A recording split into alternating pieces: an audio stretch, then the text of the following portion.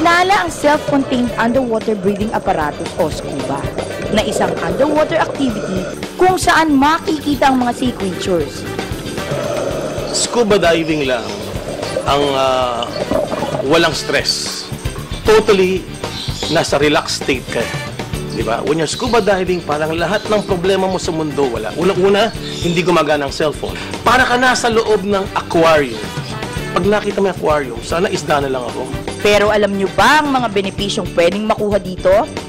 Let's find out the reasons why we should go scuba diving. The number one reason is the world is 80% water and only 20% land.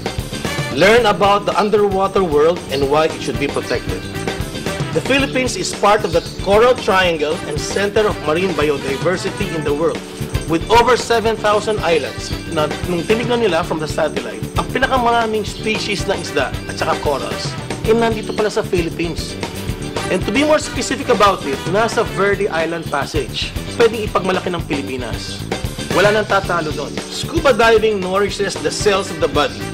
You are what you breathe. The sea washes most ailments of man. Subukan mo meron kang sugat. Dalhin mo sa dagat, tanggal ang sugat mo.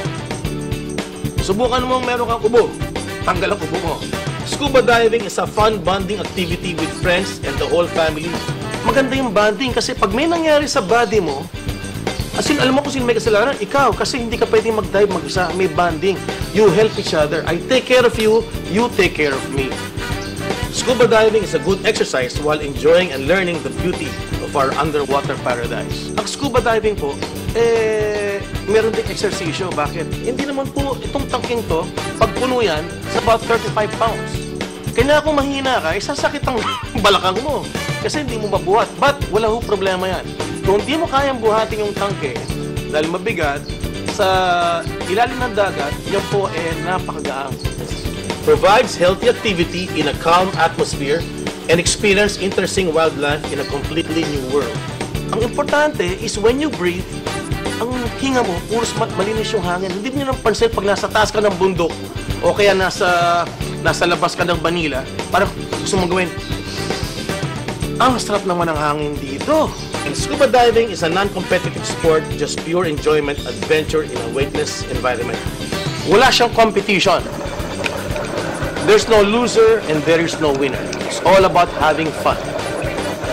Okay, let's talk now about the basic equipment of scuba diving. Number one is you need the 3 items of snorkeling, which is the mask, fins, and snorkel. Okay? And then, after that, once you purchase that, you need a regulator and a BCD. BCD means buoyancy control device. And then the regulator, that is your breathing apparatus. I suggest, huwag po kayong bibili. Because the minimum investment of the complete set, okay, is about 30,000. And it will reach up to 100,000. Yung high-end. Dahil nag-umpisa lang po kayo, you can always rent. You can rent gears for 500 pesos a day from head to foot. We're trying to promote it na napakadali. Because here, number one is we teach you how to snorkel properly. And I would guarantee, if you can learn how to snorkel, you can scuba dive. All right? Because snorkeling is the entry point of scuba diving. If you know how to use the mask and the snorkel, that's basically it. Dahil kasi ang diving kasi, just have to take out the fog from the mask and then you just blow. Pag blow dyan, ang sekreto lang dyan, kailangan hindi ka pwedeng mag-blow na naka-open yung mouth. Pag blow mo, kailangan lalabas na yung water. Okay? Pagka nag-blow ka ng ganon, yung water hindi lalabas. Kailangan nakasarado yung bibig. Ang paggamit nito, pag pumasok yung tubig, ang gagawin mo lang, boblow ka lang. Pag hindi mo kayang gawin yon, hindi ka pwede mag-dive. Kasi, ang ginagawa kasi ng mga tao kasi, pag pumasok ang tubig dito, pinakataktak ng gano'n eh. Yun ang mali. O kaya, pag pumasok ang fog dito, ang ginagawa lang, tinatanggal. Tapos, ibabalik ulit. Diba? Kailangan, pag nagda-dive ka, wala kang tinatanggal. So, if you want to save the sea, be